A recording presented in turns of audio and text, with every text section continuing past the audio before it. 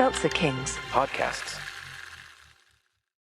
ChatGPT Plus is free for college students through May. Here's the thing. You've got a lot to do between now and then. Studying for finals, writing papers, trying to keep your life on track. And ChatGPT can help with all of it. It can quiz you for your econ exam, make a study guide from your French notes, plan out your meals and study breaks. It can get really specific on how you like to learn. It can even help you come up with ways to stop procrastinating. So from now until summer break, take advantage of all the ways ChatGPT can make your life easier. Restrictions apply. No, Gavin, I don't think you could win on The Bachelor. I don't think you could win the Great British Bake Off. I've had your biscuits. They're terrible. Tastes like cookies. The following podcast contains tobacco, swear words, and, yes, alcohol. Explicit language.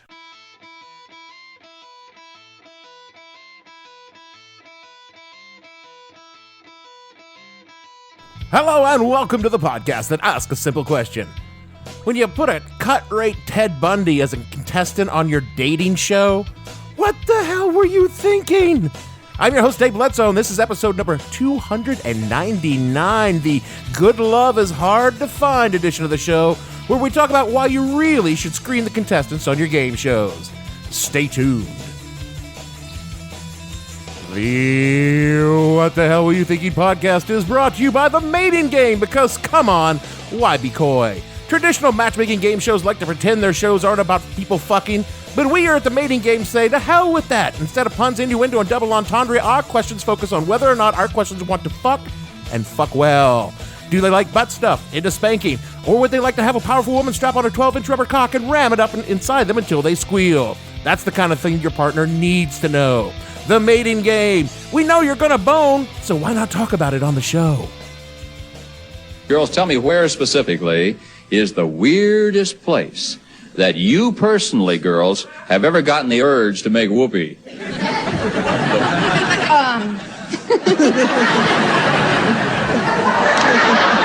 In the... No. It's still there. No, what I'm talking about is the weirdest location, the weirdest place. Location? Yeah. I don't know.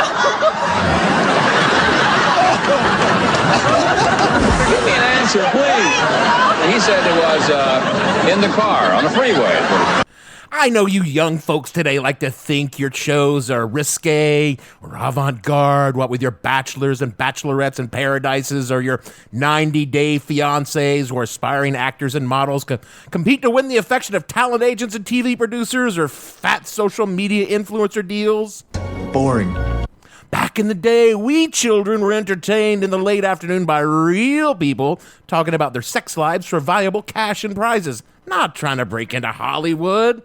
On shows like The Newlywed Game, actual human beings talked about their real-life kinks, and it was fucking educational. How the hell was I ever going to learn about butt sex? From my parents? Not gonna happen! No, not gonna happen! No, these people were on this show and saying these things out of pure desires to win a dinette set, not fame and fortune. Okay, technically, some of them might have been aspiring actors on at least one of the shows. The Dating Game in particular featured a lot of future famouses over the years. Yeah, The Dating Game, if you've never seen it, which you have, was a profoundly silly show, even for its time. Conceived by Chuck Barris, it premiered on ABC in 1965 based on a simple premise. Get a bunch of young, attractive people on stage, ask them risque questions, then set two of them up on a date. You're right. It was silly. It was very, very silly. The contestants, usually three bachelors hidden by a screen from a bachelorette, who would ask them a series of questions. Of course, you know the rules of the game. They're very simple. Ask anything you like except their name, age, occupation, or income. And we'll start, as usual, with a hello. And those questions would invariably be worded in a way as to be risque enough that they could get past the censors at the time, and almost certainly told to the contestants ahead of time so they could come up with suitably spicy answers. At the end of the episode, the bachelorette would pick one of the bachelors for an all-expense-paid date by one of the show sponsors, and Jim Lang and the lucky couple would blow a kiss to the viewers as the credits ran. And the show went for nearly a decade in its original form. A few more years after that in syndication, and it spawned copycats all around the world. All in all, The Dating Game was one of the most successful and influential games of its generation, and without The Dating Game, you wouldn't have no Bachelor in Prison or whatever the fuck is running now. And over the years, such future luminaries such as Arnold Schwarzenegger, Farrah Fawcett, John Ritter, Sally Field, Lindsay Wagner, Steve Martin, Suzanne Summers, and Tom Selleck. Yeah, Magnum P.I. was on the dating game.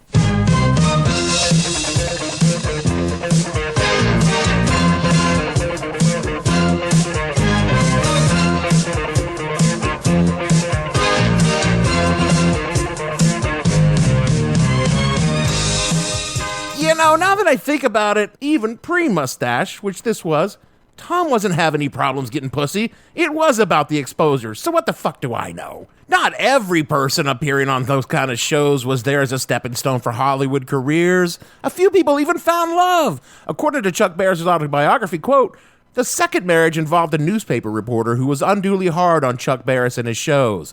Knowing he was going to get his ass kicked by this reporter, Barris had the bright idea of inviting the man to be on as a contestant on the show, having his pick of 3 lovely ladies on the other side of the curtain. Unknown to the reporter, he was being set up. The 3 ladies were not typical models, but were call girls specifically selected for this episode. But unknown to Barris, on the trip the couple won, they completely hit it off and decided to get married. The marriage was held at the reporter's house, with a maid of honor being a 19-year-old street prostitute named Cherry Garcia, who was voted Miss Hollywood Call Girl of 1968. This woman was so dedicated to her job that she had her teeth removed so she could be voted best head of 1969. That is so romantic. Now, I don't know if any of that happened. Chuck Barris is not the most reliable narrator regarding his life, because in that same book, Chuck Barris, the guy behind The Gong Show, also claimed to be a CIA assassin. Did he?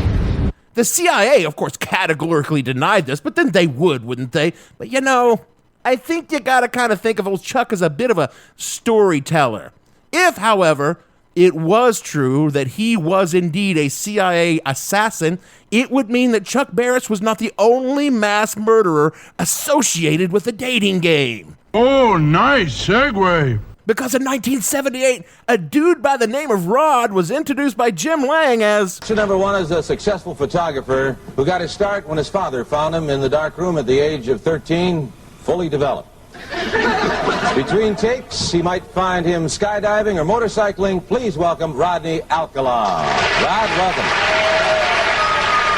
As the camera pans to Rodney, we see a handsome 70s man, complete with his wide collars, flowing long hair, and big white teeth. He's got a ready smile and just oozes confidence and energy, and you can tell instantly that Rodney Alcala is in it to win it.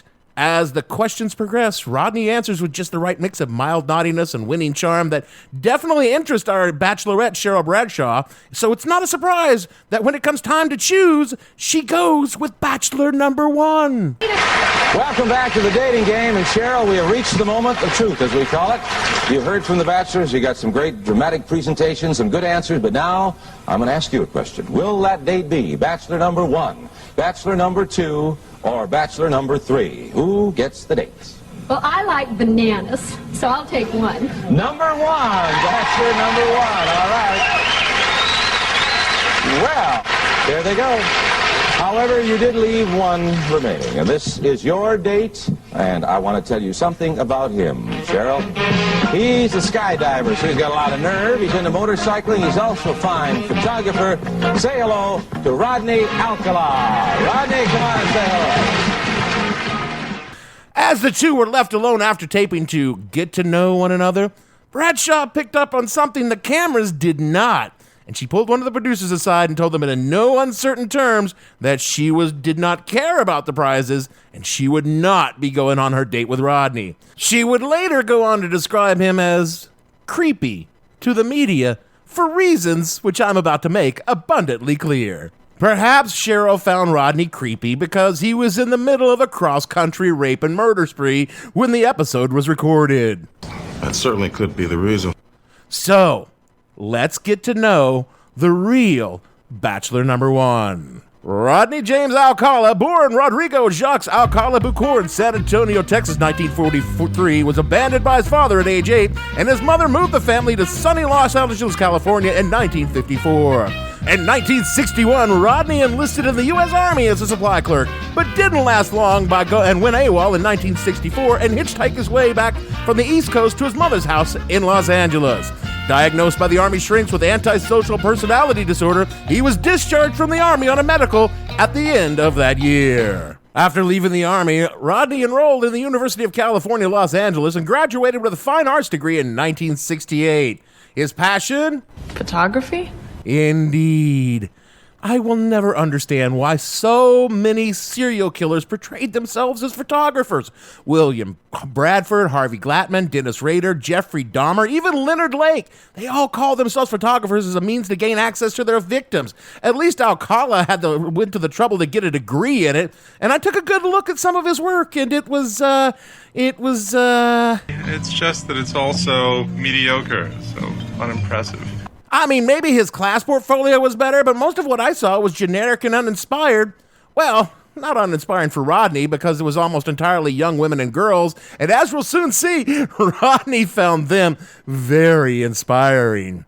The year he graduated, Rodney attempted his first kill. From a Yahoo News article in 2010, quote, he raped, assaulted, and almost killed an 8-year-old girl, Tolly S., as the young girl was called by the media. As the young girl was called by the media, was walking to school was when an eyewitness saw Alcala lure the child into his car. The witness tailed Alcala to his apartment and promptly called the police. By the time the first officers responded to the call, Alcala had already bludgeoned the girl with a pipe and raped her. He eluded authorities by sneaking out of the back door. Police found the victim severely wounded and surrounded by photography equipment. It's likely that Alcala was in the process of documenting his heinous act just before the officers arrived. He fled to New York soon after. Unquote. In New York City, he lived under the alias of John Berger and attended New York University, where he took classes with such notables as Roman Polanski, a guy who was also inspired by young girls, if you know what I mean. In 1971, he raped and murdered a young flight attendant by the name of Cornelia Crilly. Alcala decided to lay low for a while after that and got himself a job teaching photography in none other than New Hampshire? In case you couldn't guess, his job was teaching photography at a camp for teen girls. Of course it was. One afternoon, a couple of Rodney's students happened to come across a wall of FBI's most wanted posters in the store in town, and there on the poster was the spitting image of their popular photography teacher, John Berger, only under the name of Rodney Alcala. The police in L.A. had quickly figured out who the monster behind the abduction and rape of little Talia, and the crime was heinous enough to vault Rod onto the most wanted list. It wasn't long afterwards when local police showed up at the camp and picked up John Berger, quickly confirming via fingerprints his true identity as Rodney Alcala. When he got back to California, he was quickly tried and convicted for the assault. But his sentence was light, as the victim family has left town to spare their daughter the stress of the trial, and he was only jailed on lesser charges. And then he did what serial killers always seem to do: morph themselves into model prisoners. How do they do that? Well, in Rodney's case, he read a bunch of books and put on a great act of remorse, enrolling in therapy programs, and convinced the prison parole board that he had changed. He hasn't changed. No. Indeed, he had not, since he was picked up 2 months after his release for assaulting a 13-year-old girl he had picked up on her way to school, and then did another 2 years in jail before being released yet again. Doing a brief prison sentence after his second release, again claiming he was now totally reformed, Rodney was tired of Los Angeles and yearned to see the Big Apple again, so he managed to convince his parole officer to allow him to travel back to New York City. You have got to be shitting me. Nope. Returning to New York in the middle of the summer of Sam, he picked up his old alias as John Berger and met a young woman by the name of Eileen Hover. As you might have guessed, he murdered her. Again, from Yahoo News, quote, she was last seen in her Manhattan apartment on July 15th, 1977. Her address book showed that she had an appointment with a John Berger that day. Alcala fled to Los Angeles, and detectives tracked him back to L.A. and questioned him. Hover's body had not yet been discovered, and there was no conclusive evidence connecting him to the crime scene, so he was released. Hover's body was later found on the Rockefeller estate in New York. Back in L.A., Rodney found himself keeping busy. And Los Angeles was keeping busy chasing down the hillside stranglers. So Rodney was able to do what he did without drawing much attention to himself. What did he do? Well, in 1977, he kidnapped, raped, mutilated, and murdered an 18-year-old girl by the name of Joe Balcarm and dumped her body near Marlon Brando's home in the Hollywood Hills. Then he broke into a 27-year-old nurse's home by the name of Georgia Wickstead, bludgeoned her in the head with a hammer, strangled her to death, and sexually mutilated her corpse. The police more or less attributed both of these crimes to the Hillside Stranglers, but they did actually question Rodney about the crimes as part of their search for the aforementioned Hillside Stranglers. Now, Rodney wasn't one of the stranglers, of course, but they did find weed in his home, and he went briefly back to jail. But don't worry, he was out in time for his appearance on the dating game. After being rejected by his dating game date, he killed 32-year-old Charlotte Lamb and left her body posed in the kneeling position with her hands behind her back, which is his preferred method of displaying his kills. Jesus, Dave. Look, I just report them. I don't commit them, people.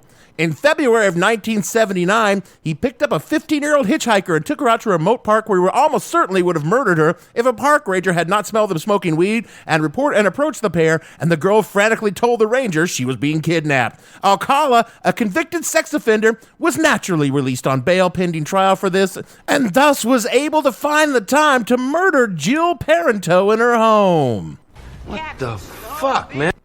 I don't know, people. Just blame the 70s. It's just how it was back then. And he would also find the time to strike at least once more.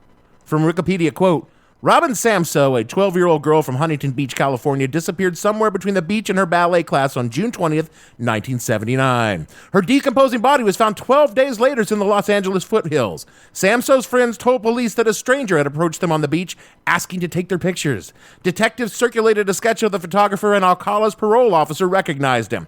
During a search of Alcala's mother's house in Monterey Park, police found a rental receipt for a storage locker in Seattle, and in the locker, they found Samso's earrings, unquote. According to the Wondery podcast that I listened to, one detective claims during the investigation into Samso's death, he recognized Alcala as the person in the sketch being circulated of the suspects while watching, you guessed it, the dating game. Get the fuck out my face with that shit. I couldn't confirm that in any other source documents, but that is definitely what the detective told the podcasters. Either way, Rodney Alcala was finally locked up for the murder of Robin Samso, facing serious charges. Of course, it wouldn't be that easy. Again, from Yahoo News, quote, Alcala was found guilty of Robin Samso's abduction and murder twice. Both times the convictions were overturned. The first occurred in 1984 when the California Supreme Court ruled that the jury should not have been privy to the defendant's prior convictions. There was also suspicion of perjury by two of the witnesses who testified against Alcala. The second overturning took place in 2001 when the U.S. Circuit Court of Appeals agreed with the defense's claim that witness Dana Croppa's statements were improperly handled by the prosecution, unquote. Alcala's trials were shit shows, and he was lucky to be convicted at all. The witness, Diana Croppa, who could put Alcala with Samso the night she disappeared, recanted her story multiple times over the course of the investigation and testified only extremely reluctantly at the trial. When that verdict was overturned on appeal, she didn't testify at all in the second one, having her original testimony read into the record in lieu of appearing. Other witnesses who described him as approaching them couldn't specifically say Samso left with Alcala, so that left a hole in the case big enough to drive a fucking truck through. And if it weren't for the discovery of the storage locker Alcala rented in Seattle with multiple items related to still unknown victims and the pair of earrings belonging to Samso kept by Alcala as a trophy, he probably would have walked in the first trial. As it was, it opened up reasonable grounds for appeals, which led to a second and, yes, third trials. In 2001, Alcala won an appeal overturning his death sentence, claiming ineffective counsel, which set the stage for yet the third trial. But this trial was going to be much, much worse for Rodney than just the Samso murder, because now we also have a DNA match for Charlotte Lamb, Jill Parento, Georgia Wickstead, and Jill Barcombe. Alcala's third trial would be for all 5 murders, with the death penalty very much on the table. So naturally, Rodney Alcala decided to represent himself. Of course it did.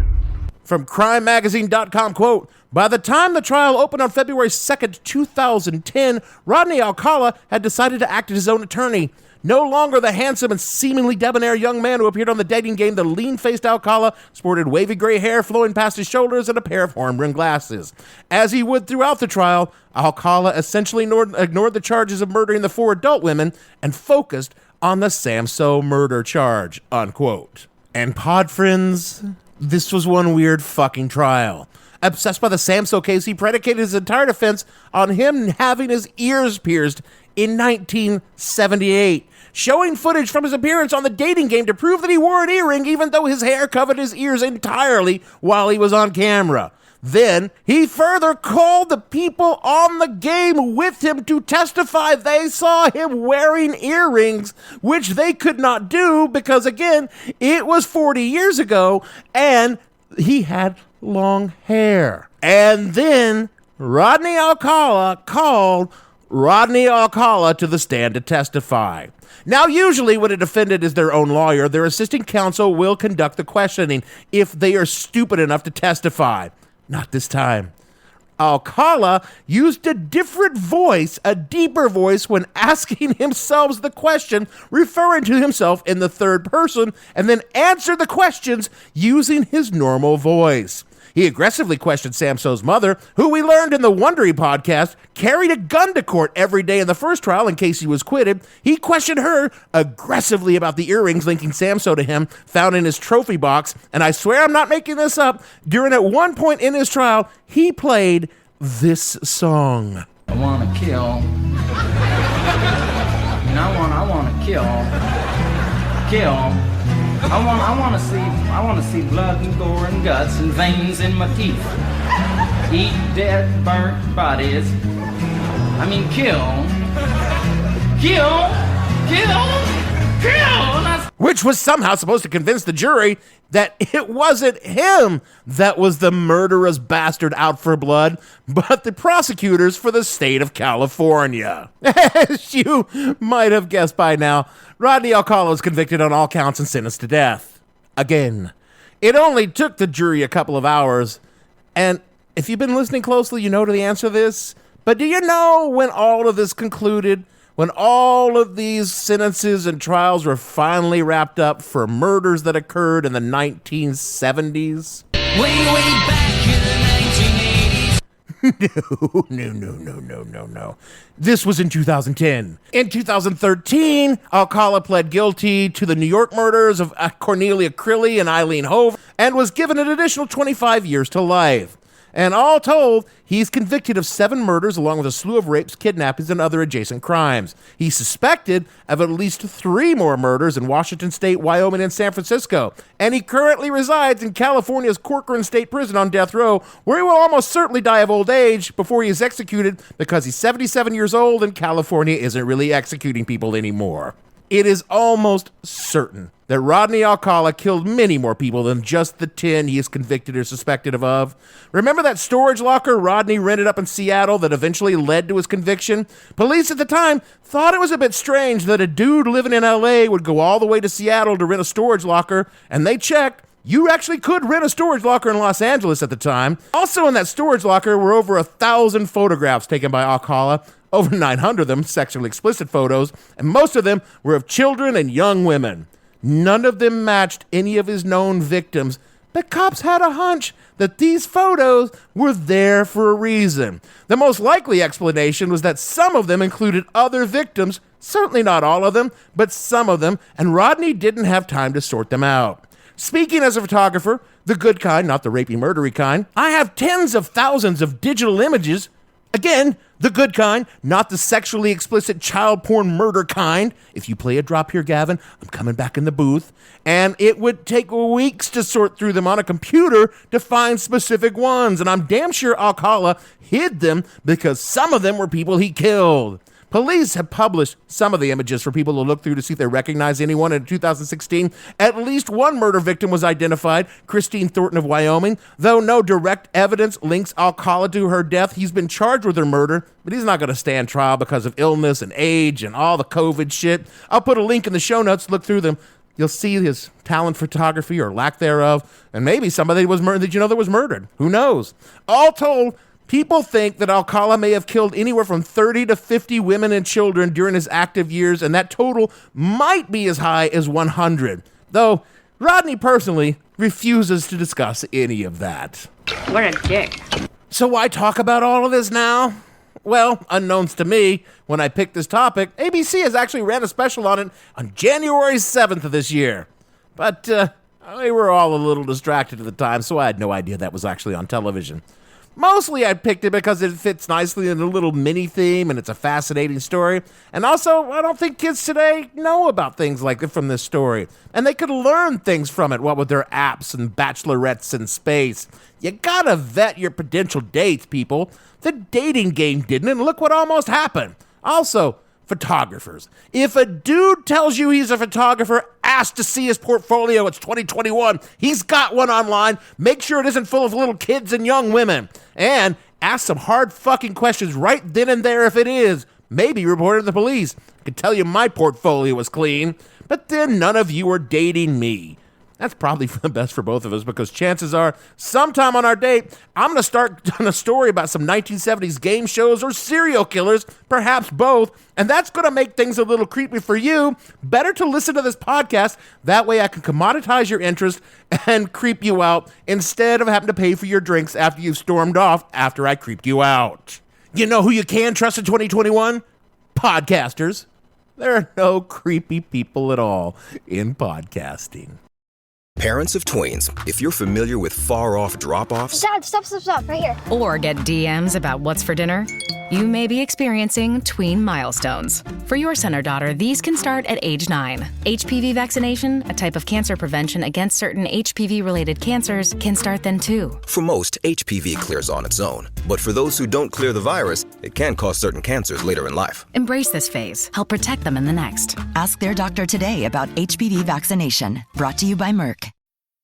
Fellas, you know Degree Cool Rush deodorant, right? Well, last year they changed the formula, and guys were mad about it. One dude even started a petition. So guess what? Degree heard us, admitted they messed up, and brought the original Cool Rush scent back exactly how it was. And it's in Walmart, Target, and other stores now for under $4. So grab some and remember why its cool, crisp, and fresh scent made it the #1 men's antiperspirant for the last decade. Degree Cool Rush is back, and it smells like victory for all of us.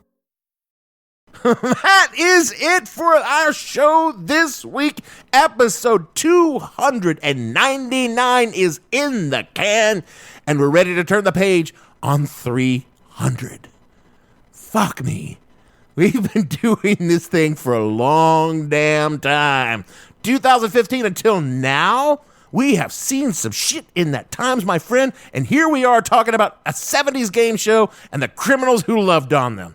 Took a long time for me to get to do the shows I would wanted to do, but now I truly feel as though I can do them. And I'm so happy. I'm so happy.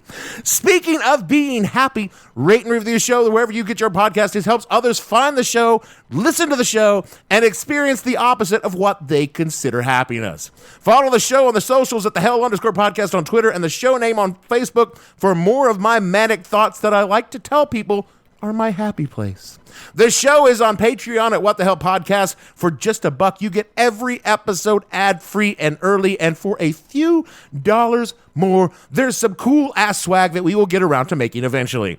All of the shows from 2015 through today can be found at whatthehellpodcast.com, and we are a proud member of the Celtic Kings Podcast Network, where Nickelodeon stars from the 90s and 70s murderers mix to create something that is actually pretty disturbing, really. So, for me, Dave, if I were an order at the bar, what kind of order would I be? I would say, that's easy, it's a shot of Jameson, it's affordable, goes down easy, and is the favorite of most bartenders. Bledsoe, producer, if I were a fruit, what kind of fruit would I be? Easy, a banana, because I have appeal. Gavin, and all the fictional bachelors on this show, we want to say, good love is hard to find.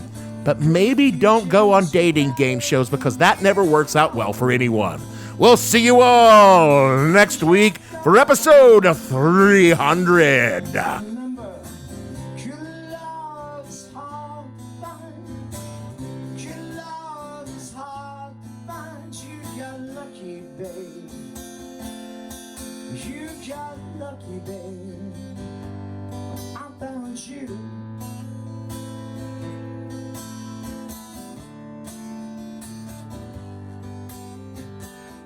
What the Hell Were You Thinking stars Dave Bledsoe and features Gavin St. James and several fictional minions.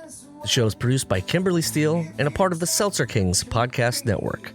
You can find more information on the show on their website, whatthehellpodcast.com, or on Twitter at @thehell_podcast or on Facebook as What the Hell Podcast. Thanks for listening. I have no ending for this, so I take a small bow. Seltzer Kings Podcasts.